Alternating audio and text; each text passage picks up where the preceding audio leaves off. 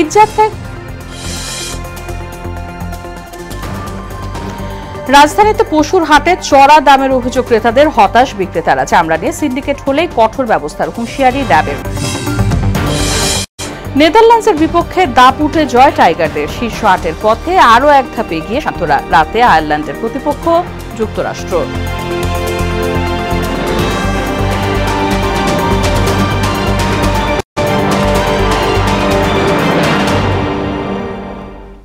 আসসালামু আলাইকুম, সবাইকে স্বাগত মোহনা সংবাদে। শুনছিলেন শিরোনাম, পুরো সংবাদের সঙ্গে আছে বাসিদা সুলতানা রিঙ্কু।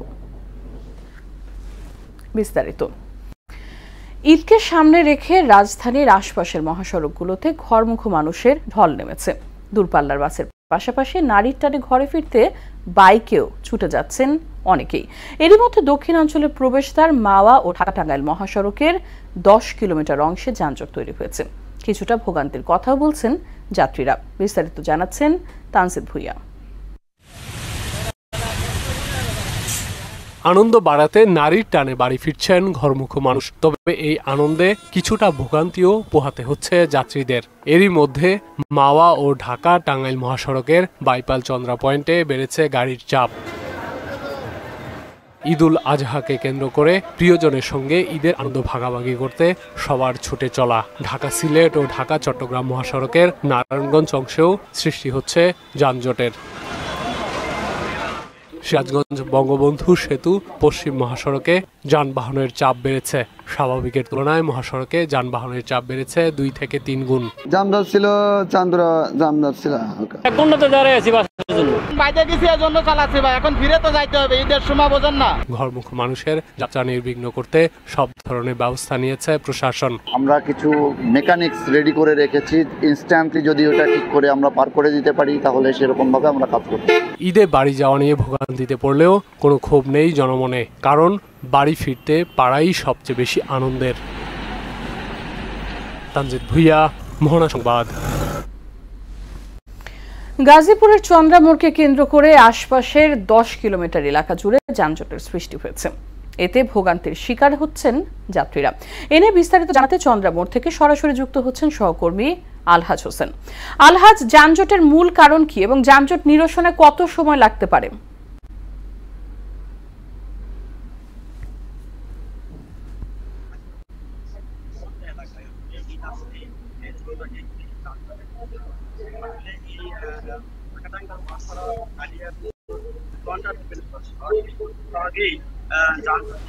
কেন্দ্র হচ্ছে লাইনের গাড়ি যানবাহন একমাত্র মিলিত হয়। লাইনের যে লাইনে মিলিত হয় তখনই আসলে যানজট সৃষ্টি হয়। যানজট নিরসনের জন্য সার্বিকভাবে কাজ করে যাচ্ছে পুলিশ এবং আইন শৃঙ্খলা বাহিনী। তারা সার্বক্ষণিকভাবে কাজ করে যাচ্ছে। আমি যদি একজন সাধারণ যাত্রীর সাথে কথা বলি, আসলে জানবেন যে কোন ধরনের যানজট আপনারা পোহাতে হচ্ছে, কিভাবে যাবেন আপনি বাড়তে? ভারী যাবত যতই হোক, আমরা 1 বছর বাইরে থাকি, ঈদের জন্য যানজট গেলেও আমাদের আনন্দ লাগে এবং যানজট উপভোগ করেও আমরা যাইতে চাচ্ছি। তারপরে আমাদের এবং যতই হোক আশেপাশে আমরা দেখছি প্রশাসনিকভাবে বিভিন্ন ওরা আমাদের সহযোগিতা এবং মাঠে মিডিয়ার লোক আপনারা তো আসেন, সারাদিনই আপনারা দেখছেন। আসলে একজন সাধারণ যাত্রী যে বলছিলেন যে ঝুঁকি নিয়ে তারা বাড়িতে যেতে হবে এরকম আশায় তারা যাবে, তারপরেও যাবে। আসলে আমি যদি বলি যে যানবাহন যে ঝুঁকি নিয়ে তাকে যাচ্ছে বিভিন্ন যানবাহনে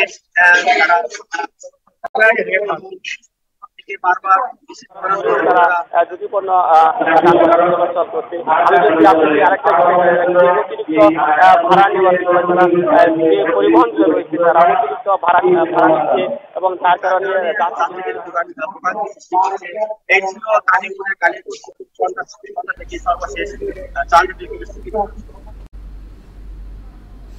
জি আলহাজ, অসংখ্য ধন্যবাদ আপনাকে। রেলপথে ঈদযাত্রার তৃতীয় দিনও বিপুল সংখ্যক মানুষ বাড়ির উদ্দেশ্যে কমলাপুর রেল স্টেশন থেকে ছেড়েছেন রাজধানী। প্রথম দিন শিডিউল বিপর্যয়ের মুখে পড়লেও তৃতীয় দিনে সব ট্রেন ছেড়েছে নির্ধারিত সময়। বাড়িমুখী মানুষের যাত্রা নিরাপদ করতে রেল কর্তৃপক্ষ সচেষ্ট বলে জানিয়েছেন station manager Masud Sarwar. MR আসাদের রিপোর্ট। ঈদের আনন্দ পরিবারের সদস্যদের সঙ্গে ভাগ করে নেয়ার যে অপেক্ষা তা যেন শেষ হতে চায় না। ঈদযাত্রা তৃতীয় দিনে কমলাপুর রেল স্টেশনে ঘরমুখা মানুষের ভিড় ছিল চোখে পড়ার মতো। টিকিট সংগ্রহের যুদ্ধ জয়ের কথা জানালেন সবাই।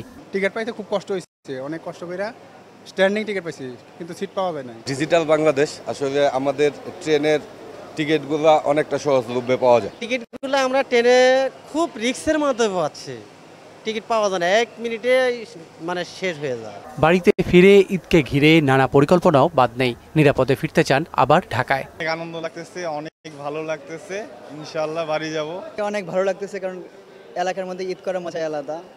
আর টিকিট কাটতে তো সংগ্রাম, সোনার হরিণ। ফ্যামিলি অনেক দিন ধরে দেখি না, এই জন্য বাড়িতে যাচ্ছি। রেলওয়ের প্রধান বাণিজ্যিক কর্মকর্তা জানালেন শিডিউল রক্ষা করতে নেওয়া পদক্ষেপগুলোর কথা। ঢাকা থেকে 42 জোড়া আন্তনগর ট্রেন ছেড়ে যায় প্রতিদিন, এবং এই পর্যন্ত যে 16 জোড়া ট্রেন ছেড়ে গিয়েছে, প্রত্যেকটি ট্রেনেই রাইট টাইমে ছেড়ে গিয়েছে।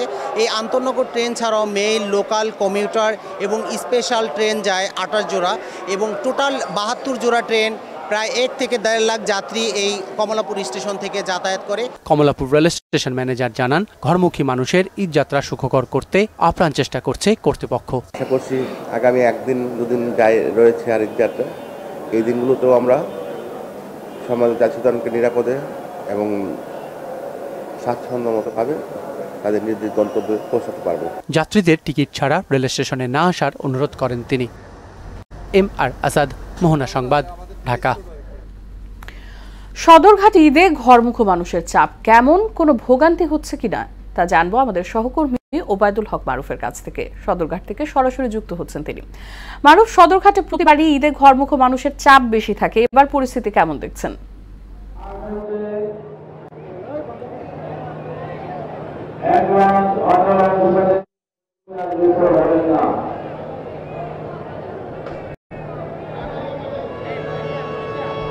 আমরা এই মুহূর্তে রয়েছি ঢাকা সদরঘাটে। ঢাকা সদরঘাটে ঘরমুখে ঈদযাত্রীদের ভিড় খুব একটা না থাকলেও নিয়মিত যেই যাত্রী চাপ সেটা আছে। তবে গত কয়েকদিন থেকেই ঢাকা সদরঘাটে চাপ কিছুটা বেড়েছে, যেটা সবসময় ঢাকা সদরঘাটে ঈদ উপলক্ষে মানে ত্যাগের মহিমায় ঈদুল আজহাকে পালন করতে যে ঘরমুখী মানুষের ভিড়, প্রিয়জনদের সাথে ঈদের আনন্দ ভাগাভাগি করে নিতে সবাই যেমন নারীর টানে বাড়িতে ছোটেন, সেই ভিড়টা এবারের ঈদুল আজহাকে ঘিরে অনেকটাই কম, কারণ ছুটিটা ভাগাভাগি হয়ে গেছে। তাছাড়াও গত কয়েক বছর যাবৎ ঢাকা সদরঘাটে বিভিন্ন রুটে যে যাত্রীরা আগে চলাচল করতেন, ভিড় হতো এবং একটা দীর্ঘ একটা জনসমাগম হতো, সেটা আর এখন হচ্ছে না।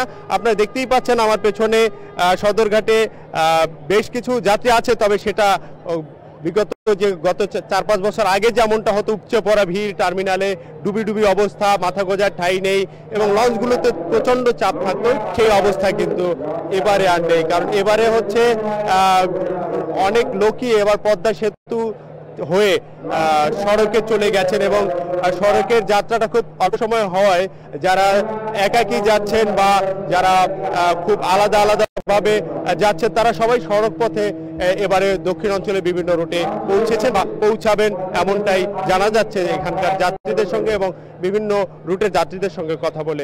আমরা এখানে এসে লঞ্চ কর্তৃপক্ষ যারা লঞ্চ পরিচালনা করেন তাদের সঙ্গে কথা বলেছি। তারা জানিয়েছেন এবার ঈদে গত কালকে কিছু যাত্রী সংখ্যা বেশি থাকলেও আজকে যাত্রী সংখ্যা স্বাভাবিক, খুব বেশি যাত্রী নেই। তবে এইদিকে যাত্রীর চাপ কম থাকায় যারা লঞ্চে যাওয়ার সিদ্ধান্ত নিয়েছেন ফ্যামিলি নিয়ে, তাদের জন্য এটা একটা বিশাল সুখবর, কারণ লঞ্চে এবার এভাবে যাওয়ার জন্য অ্যাভেলেবেল কেবিন, প্রথম শ্রেণী, দ্বিতীয় শ্রেণী, তৃতীয় শ্রেণী সর্বত্রই অ্যাভেলেবেল সবকিছু আছে। আসলেই এখানে পাওয়া যায়, এখানে আসলেই কেবিন পাওয়া যাচ্ছে, এরকমটাই জানিয়েছে লঞ্চ কর্তৃপক্ষ। আজ ঢাকা থেকে বরিশালের উদ্দেশ্যে 10টি launch Dhaka Sadarghat launch terminal ছেড়ে যাবে। সব মিলিয়ে ঢাকার বিভিন্ন নৌরুটে যেই লঞ্চগুলো চলাচল করছে ঢাকা থেকে দক্ষিণ অঞ্চলে বিভিন্ন নৌরুটে, সবগুলো লঞ্চই সুশৃঙ্খলভাবে চলছে এবং আইন শৃঙ্খলা রক্ষাকারী বাহিনী জানিয়েছেন এখানকার পরিস্থিতি খুব স্বাভাবিক। সব মিলিয়ে ঈদ যাত্রায় সবার নৌযাত্রা নৌ ভ্রমণ খুব ভালো হচ্ছে এবং সবাই স্বাচ্ছন্দ্যে বাড়ি ফিরবে বলে আমাদের যাত্রীরা জানিয়েছেন। ঢাকা সদরঘাট থেকে এই পর্যন্তই ছিল আমার কাছে। রিঙ্কু, আপনাকে। কোরবানির ঈদের বাকি মাত্র 2 দিন, সে তুলনায় এখনো জমেনি রাজধানীর গাবতলীর পশুর হাট। হাটে পশুর কমতি না থাকলেও ক্রেতা সংকটের কথা বললেন ব্যাপারীরা। বেচাকেনা কম থাকায় হতাশ তারা। এদিকে সকালে গাবতলীর পশুর হাট পরিদর্শন করেন র্যাব মুখপাত্র। এ সময় চামড়া নিয়ে সিন্ডিকেট করলে কঠোর ব্যবস্থা নেওয়ার কথা জানান তিনি। বিস্তারিত জানাচ্ছেন মনিরুল ইসলাম। দেশে পশু সংকট নেই, চাহিদার তুলনায় বেশি সরবরাহ থাকলেও অতিরিক্ত দামের অভিযোগ রয়েছে। বেচাকেনাও কম, তবে ঈদের শেষ মুহূর্তে ওইভাবে জমে ওঠেনি ঢাকার ঐতিহ্যবাহী পশুর হাট। যদিও সারা দেশ থেকে এখনো পশু আসছে, তবে পর্যাপ্ত পশু থাকলেও দাম নিয়ে অস্বস্তিতে পড়েছেন ক্রেতারা। বাজার মূল্যটা একটু বেশি লাগে আমাদের থেকে, দামটা একটু বেশি মনে হচ্ছে। পর্যাপ্ত গরু আছে। ব্যাপারীরা বলছেন পশু প্রতিপালনে খরচ বেড়েছে আগের তুলনায় 40%, আর এর প্রভাব সরাসরি পড়েছে পশুর হাটে। যারা আসছে দেখছে একটা দাম বলে যাচ্ছে, তারা হয়তো শেষ মুহূর্তে একটা যাচাই বাছাই করে নেবে। রাজধানী গাবতলীতে কোরবানির পশুর হাটে দেখা গেল ক্রেতার চেয়ে পশুর সংখ্যাই বেশি। দাম বেশি হওয়ায় নিরাশ হয়ে ফিরছেন অধিকাংশ ক্রেতা। অনেকে আবার শুধু দরদামেই দুধের স্বাদ ঘোলে মিটাচ্ছেন। এতে হতাশা জেঁকে বসেছে বিক্রেতাদের চোখে মুখে। এদিকে রাজধানীর গাবতলী কোরবানির পশুর হাট পরিদর্শন করে র্যাব। এ সময় হাটের সব ধরনের নিরাপত্তা ব্যবস্থা নেওয়ার কথা জানান র্যাবের আইন ও গণমাধ্যম শাখার পরিচালক আরাফাত ইসলাম। চামড়া নিয়ে কারসাজি করলে তার বিরুদ্ধে আইনগত ব্যবস্থা নেওয়ার কথাও জানান তিনি। চামড়া ব্যবসায় নিয়ে কোনো সিন্ডিকেটকে আমরা বরদাস্ত করব না। আমাদের এখানে র্যাবের কন্ট্রোল রুম স্থাপন হয়েছে, ওয়াচ টাওয়ার স্থাপন হয়েছে, আমাদের রাস্তায় মোবাইল টহল চলছে, আমাদের স্ট্যাটিক এবং মোবাইল টিম চলছে, আমাদের সাদা পোশাকে আমাদের কার্যক্রম চলছে। আমরা নিজেরা এই হাট ব্যবস্থাপনা দেখতে এসেছি। হাটের যে কোনো সমস্যায় র্যাব কন্ট্রোল রুমে অভিযোগ করলেই ব্যবস্থা নেওয়ার কথাও জানান র্যাব মুখপাত্র। আমাদের যে কার্যক্রম, আমাদের প্রতি যে নির্দেশনা, সেই নির্দেশনা যথাযথভাবে পালন করছি। মনিরুল ইসলাম, মোহনা সংবাদ, ঢাকা। ঈদ যাত্রায় সড়কে গাড়ির চাপ থাকলেও যানজট নেই বলে জানিয়েছেন আওয়ামী লীগের সাধারণ সম্পাদক ও সড়ক পরিবহন ও সেতুমন্ত্রী ওবায়দুল কাদের। এ সময় বিএনপির সমালোচনা করতে গিয়ে তিনি আরো বলেন, দুর্নীতির সুতিকাগার বিএনপি এখন দুর্নীতির বিরুদ্ধে বেশি কথা বলছে। এদিকে বিএনপির ভাইস চেয়ারম্যান শামসুজ্জামান দুদু বলেছেন, দেশ ক্রান্তিকাল পার করছে, যে কোনো সময় সরকারের পতন হতে পারে। হুমায়ুন কবিরকে সঙ্গে নিয়ে বিস্তারিত জানাচ্ছেন নুসা ফেরদৌস। এবারের ঈদ যাত্রা অনেকটা স্বস্তির হচ্ছে, তবে মহাসড়কগুলোর কোনো কোনো অংশে যানবাহনের চাপ বাড়ছে। এতে কিছুটা ভোগান্তির শিকার হচ্ছেন ঘরমুখ মানুষ। এমন বাস্তবতায় রাজধানী ধানমন্ডিতে আওয়ামী লীগ সভাপতির রাজনৈতিক কার্যালয়ে সংবাদ সম্মেলন করেন দলের সাধারণ সম্পাদক ওবায়দুল কাদের। দাবি করেন, সড়ক মহাসড়কের কারণে যানজট হবে এমন পরিস্থিতি নেই। চাপ আছে, কিন্তু যানজট যাকে বলে সেটা এখনো নেই। সড়কে চাপ থাকবেই, দুর্ঘটনার মতো এবং প্রাণহানির মতো বিষয়টা গত ঈদের পরে যেটা সবার জন্য দুর্ভাবনার কারণ ছিল, সেটা পুনরাবৃত্তি হবে না কি আশা করছি। বিএনপির কড়া সমালোচনা করে ওবায়দুল কাদের আরো বলেন, বিএনপির দুর্নীতিবাজ নেতারাই এখন দুর্নীতি নিয়ে লোক দেখানোর সমালোচনা করছেন। তারেক রহমানকে দুর্নীতির বরপুত্র বলেও মন্তব্য করেন কাদের। বিএনপি টপ টু বটম একটা দুর্নীতিবাজ দল। এই দলের নেতা টপ টু বটম দুর্নীতির বরপুত্র। ফখরুলকে পার্লামেন্টে যাওয়া থেকে বিরত রেখেছে তারেক রহমানের একটা ধমক। ফখরুল সাহেব নিজেই তো স্বাধীন নয়। এদিকে বিএনপি চেয়ারপারসন খালেদা জিয়া সহ রাজবন্দীদের মুক্তির দাবিতে জাতীয় প্রেস ক্লাবের সামনে অবস্থান কর্মসূচিতে অংশ নেন বিএনপি নেতা শামসুজ্জামান দুদু। এ সময় তিনি বলেন, সরকার পদত্যাগ করে ক্ষমতা হস্তান্তর না করলে দেশ আরো গভীর সংকটে পড়বে। যে কোনো সময় সরকারের পতন হবে বলেও দাবি করেন দুদু। বাংলাদেশ এখন চরম একটি ক্রান্তিকাল অতিক্রম করছে। যে কোনো সময় সরকারের পতন করতে পারে, যে কোনো সময় ফ্যাসিবাদের পতন করতে পারে। উষা ফেরদৌস, মোহনা সংবাদ, ঢাকা। মিরপুরে সরকারি নকশাভুক্ত খেলার মাঠ দখল নিয়ে 24টি প্লট আকারে বিক্রি করে দিয়েছে প্রভাবশালী চক্র। চোখের সামনে মাঠ দখল হলেও নির্বিকার কর্তৃপক্ষ। খেলার মাঠ ফিরে পেতে চায় কোমলমতি শিশুসহ এলাকাবাসী। তবে মাঠ দখল নিয়ে অনিয়মের তদন্তে নেমেছে দুর্নীতি দমন কমিশন। রেজা খান জানাচ্ছেন বিস্তারিত। মাঠের অভাবে রাস্তায় খেলাধুলা করে বড় হচ্ছে ভবিষ্যৎ প্রজন্ম, অথচ পাশেই সরকারি নকশাভুক্ত শত কোটি টাকা মূল্যের এই খেলার মাঠ দখলে নিয়ে চলছে প্লট বাণিজ্য। মাঠের দাবিতে শিশুরা সোচ্চার হলে তাদের উপরেও নেমে আসে ভূমিদস্যুদের জুলুম। তাই দাবি তুলে ধরতে নিরাপত্তার জন্য শিশুদের মুখ ঢেকে দেয়া হলো। খেলার মাঠ চাই, লাড়িলা দাওয়ান দেয়, মসজিদের বাইরে মানুষ মারা শুরু করে। মিরপুর 13 নম্বর সেকশন বি ব্লকের 6 এবং 8 নম্বর লেনের মধ্যবর্তী এই মাঠ জাতীয় গৃহায়ন কর্তৃপক্ষের দালাল আশরাফের মাধ্যমে স্থানীয় প্রভাবশালী মহল 24টি পুনর্বাসন প্লট বানিয়ে বিক্রি করে দিয়েছে।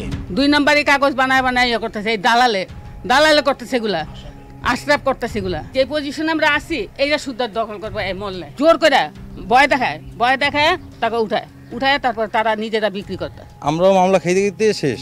ভূমিদস্যুদের বিষয়ে মুখ খুললে হামলা মামলার শিকার হতে হয় স্থানীয়দের। চোখে দেখলেও বলা যায় না, শুনলেও বলা যায় না। খেলার মাঠ হলে তো মাঠই হইতো, তখন তো দেই বাড়ি উঠতেছে। চোখ থাকতে আমরা অন্ধ মানুষ, আমরা কিছু বুঝি। খেলার মাঠ বাদ দিয়ে এই জায়গা পুনর্বাসন প্লট আকারে বরাদ্দ দেয়া হয়েছে বলে স্বীকার করেন গৃহায়নের কর্মকর্তারা।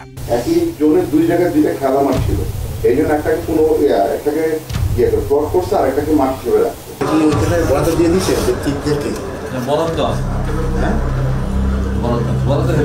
তবে গৃহায়ন কর্মকর্তাদের যোগসাজশে দুর্নীতির অভিযোগ আমলে নিয়ে তা তদন্তে মাঠে নেমেছে দুর্নীতি দমন কমিশন। দোষীদের চিহ্নিত করে খেলার মাঠটি দ্রুত ভবিষ্যৎ প্রজন্ম শিশুদের জন্য উন্মুক্ত করার দাবি জানিয়েছেন স্থানীয়রা। রেজা খান, মোহনা সংবাদ, ঢাকা। টি-20 বিশ্বকাপ প্রসঙ্গ।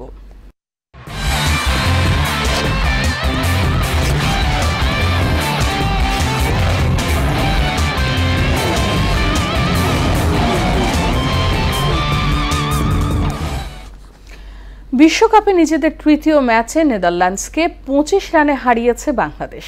টাইগারদের 159 রানের জবাবে 134 রানেই থেমে যায় ডাচদের ইনিংস। এই জয় শীর্ষ 8-এর পথে আরও এক ধাপ এগিয়ে গেল শান্ত তাসকিনরা। আরও জানাচ্ছেন মুদাসসির আলী। ডাচদের বধে বিশ্বকাপে সুপার 8-এর কাছাকাছিতে এখন টাইগাররা। সেন্ট ভিনসেন্টের আর্নস ভালে স্টেডিয়ামে টসের ব্যাট করতে নেমে শুরুতেই আরিয়ান দত্তের বলে মারতে গিয়ে স্লিপে থাকা বিক্রমাজিৎ সিং এর কাছে ধরা পড়েন টাইগার কাপ্তান নাজমুল হোসেন শান্ত। তবে তানজিদ হাসান তামিমের ঝড়ে পাওয়ার প্লেতে ভালোভাবেই এগিয়ে যেতে থাকে বাংলাদেশ। শান্তর পর লিটনও করতে পারেননি সুবিধা। দলের 23 রানে আরিয়ান দত্তের বলে ধরা পড়েন সাইব্রান্ড এঙ্গেল ব্রেক্টের কাছে। সাজঘরে ফেরেন মাত্র 1 রানেই। এরপর তানজিদ তামিমের সঙ্গে যোগ দেন সাকিব আল হাসান। পাওয়ার প্লেতে বাংলাদেশের রান 50 অতিক্রম করে। দলীয় 71 রানে বাজদে লিডের বলে উঁচু শট তুলে পল ভন মিকেরেনের কাছে ধরা পড়ে সাজঘরে ফেরেন তানজিদ তামিম। 1-6 ও 5-4-এ 26 বলে তার সংগ্রহ 35 রান। এবার সুবিধা করতে পারেননি তাওহিদ হৃদয়। টিম প্রিঙ্গেলের বলে বোল্ড হন ব্যক্তিগত 9 রানেই, কিন্তু থেমে থাকেননি সাকিব। তার সঙ্গী হন মাহমুদুল্লাহ রিয়াদ। 17 রান পার করে 17 ওভার 2 বলে 130 রান সংগ্রহ হয়ে যায় টাইগারদের। 38 বলে 50 তুলে টি-20 ক্রিকেটের 100তম হাফ সেঞ্চুরির মাইল ফলক স্পর্শ করেন সাকিব আল হাসান। কিন্তু এরপরেই পল ভন মিকেরেনের বলে আউট হন মাহমুদুল্লাহ। 2টি করে 4 ও 6-এ তার সংগ্রহ ছিল 25 রান। শেষের দিকে জাকির আলীকে নিয়ে লড়ে যান সাকিব। শেষ পর্যন্ত 5 উইকেটে বাংলাদেশ করে 159 রান। 46 বলে 64 রানে অপরাজিত থাকেন সাকিব এবং তার সঙ্গে 7 বলে 14 রানে ছিলেন জাকির আলী। জবাবে ব্যাট করতে নেমে মারমুখী থাকলেও পাওয়ার প্লেতে 2 উইকেটের পতন হয় ডাচদের। প্রথমটি শিকার করেন তাসকিন ও পরেরটি তানজিম সাকিব। 17 রান পার করার আগে আরও 1 উইকেট পায় বাংলাদেশ। 13 ওভারে 17 রান পার করলেও পরে রান রেটে পিছিয়ে যায় ডাচরা। দলীয় 111 রানের পর নেদারল্যান্ডসে দ্রুত উইকেট পতন হতে থাকে। শেষে 20 ওভারে 8 উইকেটে ডাচরা থামে 134 রানে। রিশাদ হোসেন 3, তাসকিন 2 এবং মোস্তাফিজ ও তানজিম সাকিব নেন 1টি করে উইকেট। ম্যাচ সেরা হন সাকিব আল হাসান। মুদাসসির আলী, স্পোর্টস ডেস্ক, মোহনা সংবাদ। টি-20 বিশ্বকাপের গ্রুপ পর্বে নিজেদের শেষ ম্যাচে আজ আয়ারল্যান্ডের বিপক্ষে খেলতে নামছে যুক্তরাষ্ট্র। ফ্লোরিডার লডারহিলে রাত 8:30টায় শুরু হবে খেলা। আসলে নিজেদের প্রথম 2 ম্যাচ জিতলেও সব শেষ নিউ ইয়র্কের নাসাউ কাউন্টিতে ভারতের কাছে হেরেছে যুক্তরাষ্ট্র। গ্রুপ টেবিলে 2 নম্বরে থাকলেও তাদের পরই আছে পাকিস্তান। আজ আইরিশদের কাছে হারলে এবং এরপর পাকিস্তান জিতলে বাদ পড়ে যাবে মার্কিনীরা। তাই সুপার 8 নিশ্চিতে এই ম্যাচ জিততে হবে যুক্তরাষ্ট্রকে। বিপরীতে আসরের 2 ম্যাচ খেলে কোনো জয় না পেয়ে তলানিতে আইরিশরা। সুপার 8-এ যেতে হলে বাকি দুটিতে বড় ব্যবধানে জিততে হবে তাদের। শেষ করব সংবাদ, তবে যাবার আগে শিরোনামগুলো আরো একবার।